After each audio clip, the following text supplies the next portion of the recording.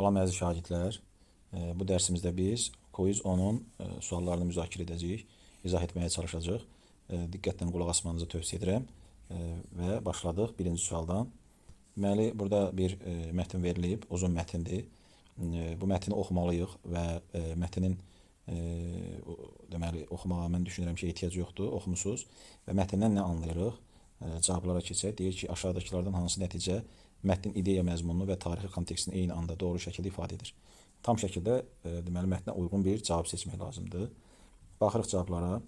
Şəmsəddin Eldəniz qul bazarından saraya gətirilməsi təsadüfi hadisə olsa da, onun dövlət quruculuğu bacarığı irsi idi və bu Səlcuqlar dövrünün bütün sərkərdələrinə xas olan xüsusiyyət idi. Əlbəttə ki, xeyir.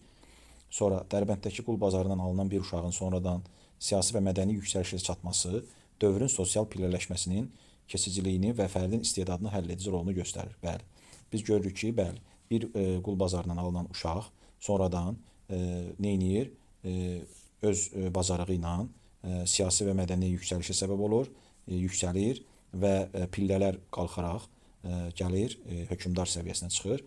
Bu da onu göstərirdi ki, o dövrdə demək, istedadlı sahib olan insanlar, istedada sahib olan, xüsusi istedada və bacarığa sahib olanlar və dövrün deməli problemləri olmasına baxmayaraq o gəlib müəyyən bir demək mövqeyə çata bilərdi.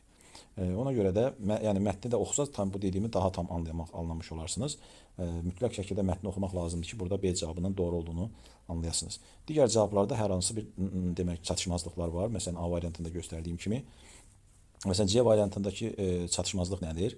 Eldənizin saraya gətirilməsi Səlcuqların iqtisadi gücünün zəifləməsi ilə əlaqədar idi və bu Atabəylər dövlətinin yaranmasına bilavasitə səbəb olmuşdu.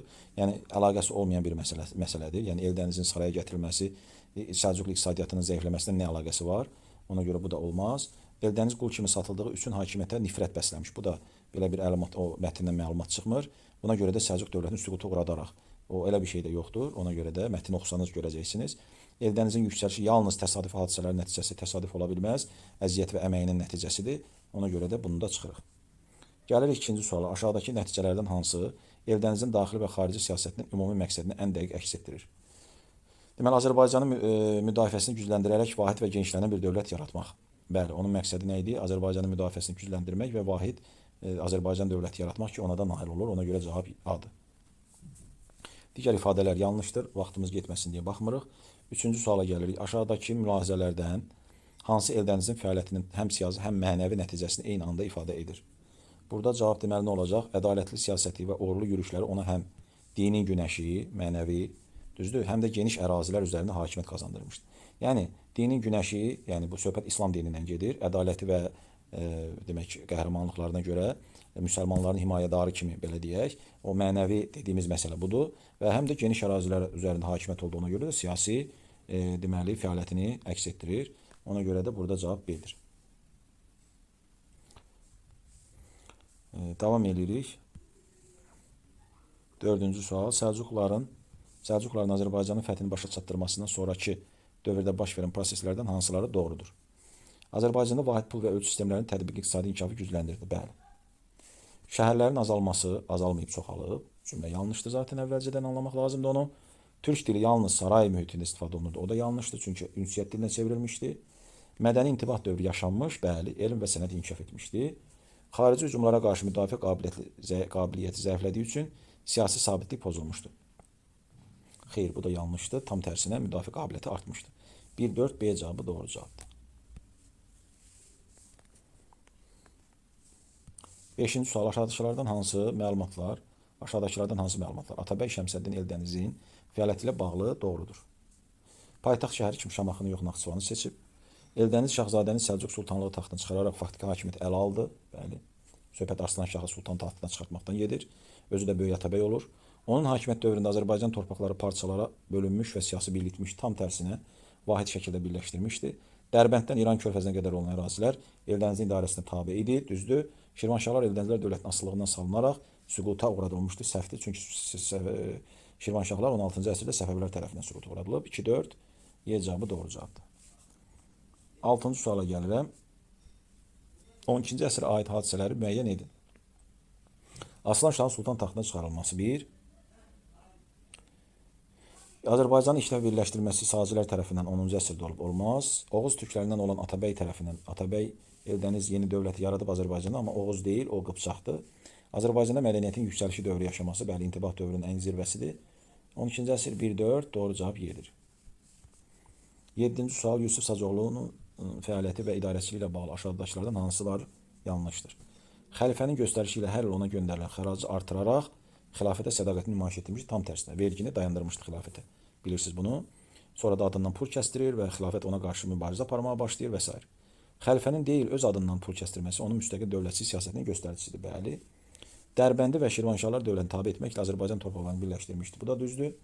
Əsir düşdükdən sonra xəlifə tərəfindən edam etdirilmiş və onun ölümü ilə Sacilər dövləti süqut uğramışdı. Hər iki ifadə yanlışdır. Bilirsiniz ki, onu edam etdirən xəlifə yox, üsyançıları idi.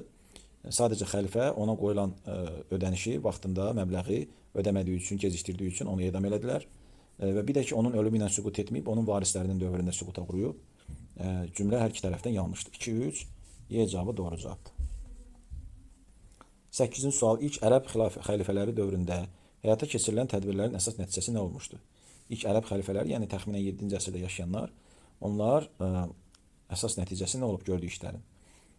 Vergilər artırılıbmı? Xeyr, o sonraki xəlifələrdədir. Daxili çəkmələr güclənmişdir, o da səhvdir. Və dövlətin zəifləməsi 9-cu əsrdən başlayır. Əhalinin güzaranı yaxşılaşmış, ölkədə sabitlik bərqərar olmuşdu. Bəli, cavab C. Davam edirik 9-cu sual. Şirvanşahlar dövləti asılı hala düşməmişdir. Ağqoyunlu dövlətindən təbii ki. Digərlərinin hamısından asılı hala düşüb. Orada adı keçənləri nəzərdə tuturam. Aşağıdakılardan hansı Afşinin fəaliyyətinə aid deyil? Müxtəlif üsullarla Babəki müdafiə edən qüvvələri ondan uzaqlaşdırdı. Bəli. Babəkin silah və ərzaq təminatını zəiflətməyə çalışırdı. Bəli. Babəkin sərkərdələrini puskuya salaraq aradan götürürdü. O da düzdür. Uzun hazırlıqlardan sonra Bəz qalasını mühasirəyə aldı. Bəli, burada aid olmayan D-dir. Niyə? Çünki yazır burada. Babəkin ordusuna kömək etmək üçün Bəz qalasına sürsat göndərdi. Tamamilə yanlış bir cümlədir. 11-ci suala gəlirik. Azərbaycanda ibtidai insanların həyat tərzinə aid olmayan ifadə hansı cavab bəndində verilib? İlk əmək alətləri metaldan hazırlanması, elə budur cavab, aid deyil. Niyə? Çünki ilk əmək alətləri çay daşlarından hazırlanıb. Ona görə cavab A-dır. Digərləri ibtidai insanların fəaliyyətlərinə aiddir. 12-ci sual. Sacıoğullar və Eldənizlər dövlətini müqayisə etmək. Deməli, Dərbəndi öz tərkibinə qatması. Bu, hər ikisinə aiddir. İran körfəzinə birbaşa çıxışının olması, bu Eldənizlərə aiddir. Araz çayının cənubda yaranması, bu Sacıoğluya aiddir. Şirvanşahlara asılı salması hər ikisinə aiddir.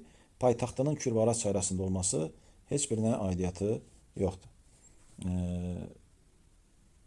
Yox, bir dəqiqə. Deməli, paytaxtının Kür və Araz çayı arasında olması, təbii ki, bu da Eldənizlərə aiddir, üzr istəyirəm.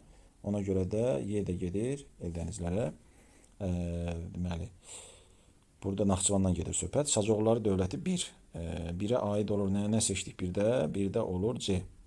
1 olur C. 2-də olur B-Y. 2-də olur B-Y. 3-də də olur A-D. Yəni 3-də də olur A-D. D cavabı düz cavabdır. 13. Birinci minilliyin ikinci yarısına baş vermişdi. Bir daha deyirik. Söhbət bizim minillikdən gedir, eramızdan gedir. Yəni ki, bu olur 6-cı əsrdən 10-cu əsrə qədər 6, 7, 8, 9, 10. Yadellərin Azərbaycan torpaqlarının işğalçı yürüşləri olub. 7-ci əsrdə ərəblər eləyib. Məsələn, İslam dininin yayılması, o da 7-ci əsrdir. Baş vermişlər istəyir də. O zaman biz bunu seçməliyik. İkində seçməliyik. İskəndər məsələsi eramızdan əvvəldir. Qəbələnin paytaxt şəhəri olması 5-ci əsrə qədərdir. Olmaz. Çünki 5-ci əsrdən sonra Bərdə olub. Böyük Səlcuq imperiyasının meydana gəlməsi, bu da 11-ci əsrdir. Deməli, 2-ci minillikdir, bu da olmaz. Nə olur cavab? 1-2, C cavabı düz cavabdır. 14 sayılı sual. Azərbaycan torpaqlarının Səlcuqlar tərəfindən fəth edilməsi ərəfəsində, yəni biraz əvvəl nə olmuşdu? Əhalinin əksəriyyəti müsəlman idi, bəli. Vahid dövlət mövcudu idi, xeyr. Azərbaycanda pərakəndəlik var idi. Şirvanşahlar dövləti öz müstəqilliyini saxlayırdı, düzdür. Vahid pul ölçüsək sistemi tətbiq edilmirdi. Səlcuqlar fəth edəndən sonra edilib. Naxçıvanda paytaxt şəhəri ola bilməz, çünki Eldənizlər onu 12-ci əsrdə paytaxt edib Səlcuqlardan sonra. 1-3, Y cavabı düz cavabdır. 15-ci suala gəlir. Aşağıdakılardan hansı Şirvanşahlar dövləti haqqında yanlış məlumatdır? Yanlış məlumatdır. Deməli, Şirvanşahlar dövləti 9-cu əsrdə Azərbaycan şimal torpaqlarında yaranıb. Doğrudur. 10-cu əsrdə Sacıoğulları dövlətini özündən asılı hala salmayıb. dövlətindən asılı hala düşüb. Ona görə cavab B-dir. Digər ifadələrdə də problem yoxdur. Davam edirik 16-cı sual. Möminə xatun ilə bağlı fikirlərdən hansı yanlışdır? Möminə xatun Şəmsəddin Eldənizin xanımı idi. O Şəmsəddin Eldənizin siyasi fəaliyyətində mühüm rol oynayıb. Möminə xatun yalnız sarayda yaşamırdı və dövlət işlərinə qarışmırdı, qarışırdı. Səfərlərdə iştirak edib, alimləri himayə edib. Yəni dövlətin bir çox sahələrində həyat yoldaşı olan Şəmsəddin Eldənizə yardım edib. Ona görə də burada cavab C-dir. Yanlış verilib burada. İfadələr tərsinə verilib. Gəlirik 17-ci suala. Hansı cavab bəndində Azərbaycanda ibtidai insanların həyat tərzinə aid olanlar verilib? İlk məşğuliyyət sahəsi olaraq maldarlıq ola bilməz. Ovçuluq və yığıcılıqdır. Dini ayinlər yerinə yetirilib. Əmək alətləri, bəzək əşyaları hazırlanıb. Dövlət ola bilməz. Xristianlıq ola bilməz. 2, 3, D cavabı düz cavabdır. 18-ci sual. Azərbaycanın orta əsrlər tarixinə aid deyil. Orta əsrlər tarixinə aid deyil. Deməli, burada nə olacaq? Ərazisində ilk tayfalarının məskunlaşması. Çünki ilk tayfalar Tunc dövründən var. D cavabı doğru cavab olur. Digər ifadələrin hamısı orta əsrlərə aiddir. Gəldik 19-cu suala. Deməli, Şirvanşahlar dövlətinin mövcudluğu dövrünə uyğun gələn neçə hadisə verilmişdir? 9-16-cı əsrə aid. Yusif Səcioğlu yeni dövlət yaratması. Yusif Səcioğlu dövlət yaratmayıb, səhvdir. Xürrəmlər hərəkatının yatırılması. O Şirvanşahlar onda yox idi. Naxçıvan paytaxt şəhərə çevrilməsi. Bəli, 12-ci əsr. Biri budur. O Qızıl Arslan Sultan titulu götürməsi. O da 12-ci əsr. Biri budur. Ərəb xilafətinin yaranması 7-ci əsrdə, bunun əlaqəsi yoxdur. Onda Şirvanşahlar yox idi. Deməli, burada 2-dən doğru cavab var. E cavabı düz cavabdır. 20-ci suala gəlirik. Azərbaycan torpaqlarını ilk dəfə birləşdirən dövlətimizin paytaxt şəhərini müəyyən edin. Bu bilirsiniz ki, Sacilərdir və Sacilərin birinci paytaxtı Marağa, sonra da Ərdəbil olub. Yəni 4-5 C cavabı. 21-ci suala gəlirik. Uyğunluq pozulmuşdu. Deməli, ox və kaman ixtirası nəticəsində ovçuluq inkişaf edib, düzdür. Maldarlıq əkinçiliyinin yaranmasıyla təbiətdən asılılığımız azalıb. İbtidai insanlar ilk əmək alətlərini çaxmaq daşı və vulkanik şüşədən yox, çay daşlarından düzəldib. Ona görə də cavab C-dir. Xışın ixtirası əkinçiliyi inkişaf etdirib. Əmək alətlərinin inkişafını təsir edən amillərdən biri də odun əldə edilməsidir, bəli. Deməli, bu belə və keçirik açıq suallarımıza. 22-ci sual. Atropatena dövlətindən fərqli olaraq Manna dövləti ilk mərkəzləşdirilmiş dövlətimiz idi.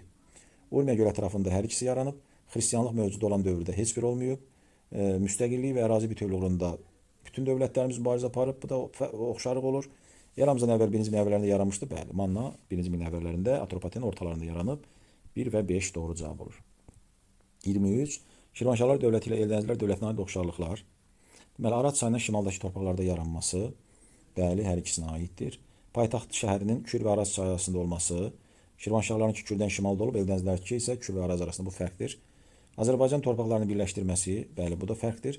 Dərbəndi hər ikisi tabe edib, növbəti oxşarlıq. Ərəb xilafətinin zəifləməsi nəticəsində Eldənizlər yox, Şirvanşahlar yalanıb, bu da fərqdir. 1-4 doğru cavabdır.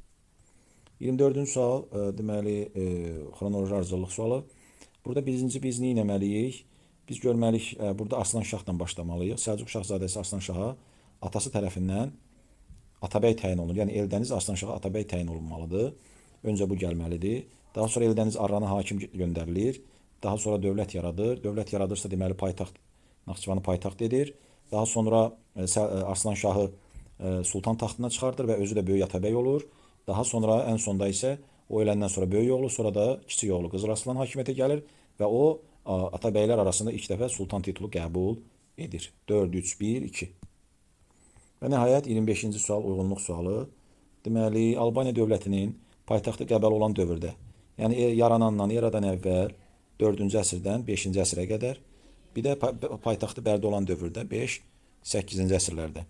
Makedoniyalı İskəndərin yürüşünə heç bir dövlətimiz məruz qalmayıb. Ərəblərdən asılı hala düşməsi bu Bərdə olan dövrdür. Cənubda İberiya ilə həmsərhəd olmayıb, şimalda olub. Ərəblərlə birlikdə Xürrəmlərə qarşı mübarizə aparmaq belə bir şey yoxdur. Metal pullardan istifadənin başlaması deyirsə, təbii ki, bu qədim dövrdən olub. Ona görə Qəbələ olan dövrdür. O da gedir ora. Deməli, burada belə olur. 1 olur, 1 olur Y, 2 də olur B. Bəli, beləliklə əziz şagirdlərimiz, bu dərsimizin də sonuna çatdıq, izahımızın sonuna çatdıq. Növbəti video izahlarda görüşənə qədər sağ olun, salamat qalın.